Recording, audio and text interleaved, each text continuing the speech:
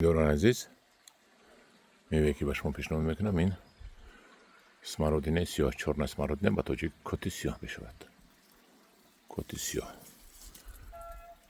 این در حول ایمان میروید.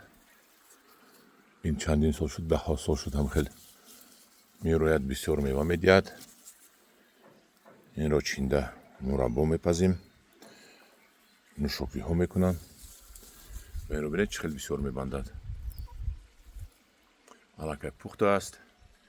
قسم پایینش را مرغ ها میخورن، یعنی که ما تخمی ویتامین دار میخوریم. قسم بلوگش رو ما خدا ما میخوریم، قسم پایینش رو مرغ ها میخورن. بینید که چه خیلی بسیار میبندد. خدا خواهد یگان سال زمینی من دا آب روید، حاضرش دا آب نیست. در چارباغ من از این میوه‌هایش رو آرزو دارم زیاد کنم و به خلق و نرخ ارزان پیشنهاد کنم، لیکن افسوس آب که نیست.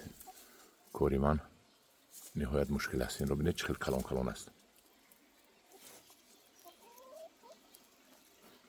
همجوران عزیز این کتی سیاه و این رو بینید چه بسته است.